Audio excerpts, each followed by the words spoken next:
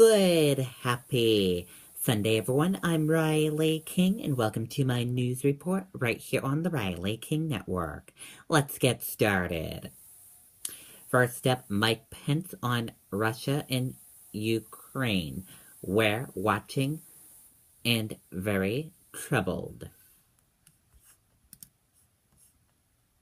Let's take a listen to this video from ABC News. Welcome to 8.5 Maple Street.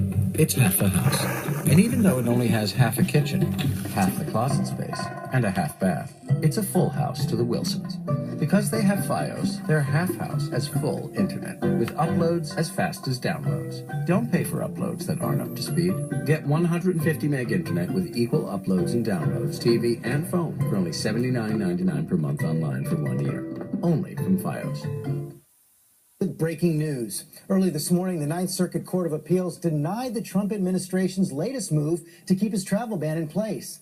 That means travelers from those 7 majority Muslim countries still free to come to America, just as they were before the president issued the executive order struck down by a federal judge in Seattle late Friday night. All through Saturday, there were joyful reunions at airports. But from the winter White House Mar-a-Lago, the president let loose on Twitter, calling the federal judge who blocked his ban a so-called judge. Later Saturday, he promised to fight. The kind of internal systems that we can be certain the people that are applying to come to this country are who they say they are was legal, it was appropriate, and our administration is going to be using all legal means at our disposal to challenge the judge's order. But is it right for the president to say so-called judge? Doesn't that undermine the separation of powers in the Constitution written right next door? Well, I don't think it does. I think the American people are very accustomed to this president speaking his mind and speaking very straight with them. And it's very frustrating when scholars on the left and the right, people as distinguished as Jonathan Turley of George Washington University. Necessary on religious liberty, or is current law sufficient?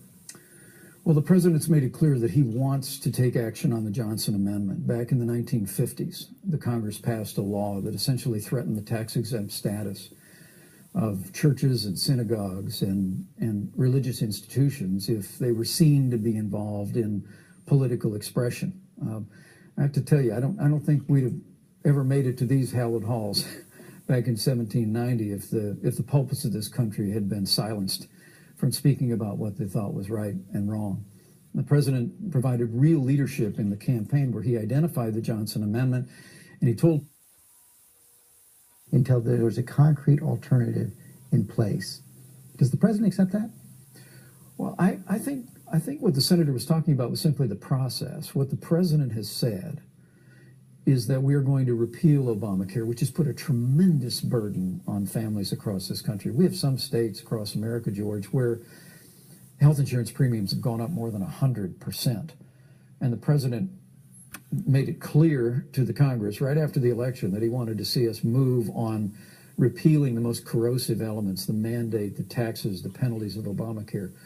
But he's also made it very clear that at the same time that we repeal Obamacare, we're going through both executive action and through legislation set into motion a replacement of Obamacare that will be orderly and will lead the American people to a system based on free market principles. It doesn't have to be complete, the replacement before repeal. Well, when he gave that speech here in Philadelphia during the course of the campaign on Obamacare, he talked about a commitment to repeal and replace this deeply flawed legislation. Not repair.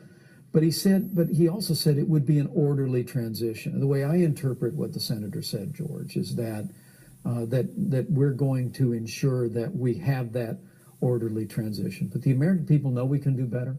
We can lower the cost of health insurance without growing the size of government with mandates and with taxes.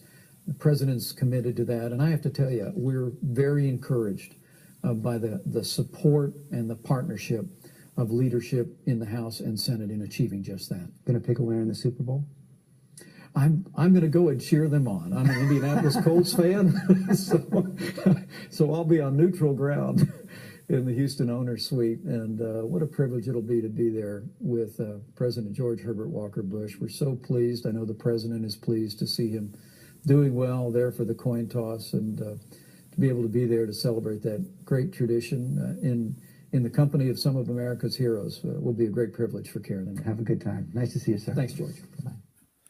Okay, and there you go on that news report.